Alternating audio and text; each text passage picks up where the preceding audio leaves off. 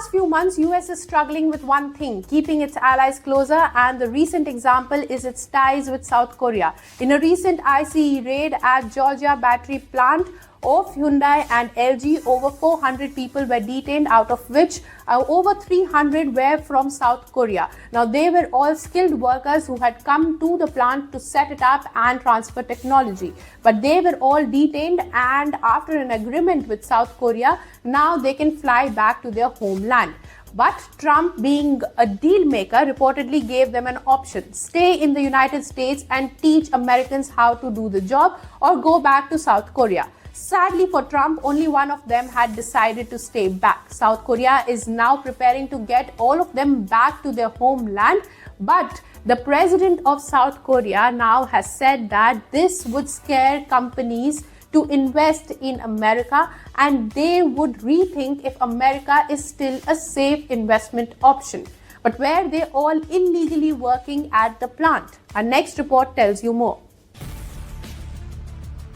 In a dramatic and unprecedented move, federal agents last week raided the Hyundai-LG battery plant construction site in Elabel, Georgia, a facility once hailed as a landmark for U.S.-South Korea economic relations. At dawn, Homeland Security and ICE officers swept through the sprawling complex, leading more than 1,400 workers into interviews. By nightfall, 475 workers were detained, including over 300 South Koreans, mostly technical experts and subcontractors brought in for critical infrastructure and equipment setup. The investigation revealed many detainees had entered on ESTA visa waivers or B-1 business visas, neither of which permit labor or hands-on technical work. Among those held were dozens of LG Energy Solutions staff and hundreds employed by affiliated Korean companies. The raid sent shockwaves through Georgia's economy, stalled construction at the $7.6 billion factory, and raised diplomatic tensions with Seoul.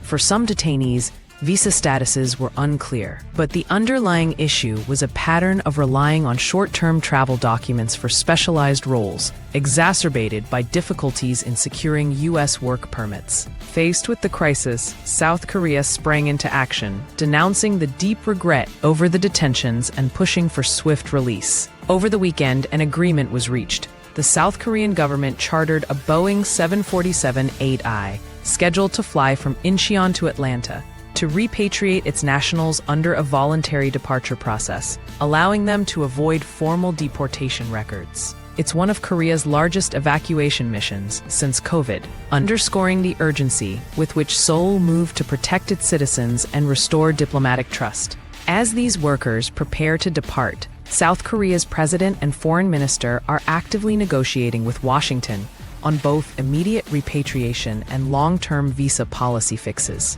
Industry officials back home warn this episode has exposed major risk points in future U.S. investment projects and cross-border technical exchanges. Back in the United States, President Donald Trump addressed the incident by urging foreign firms to legally bring very smart people, welcoming technical expertise and investment if immigration laws are strictly followed. Trump called for global companies to train American workers overtime, signaling even tighter scrutiny on foreign labor as factories ramp up in critical industries.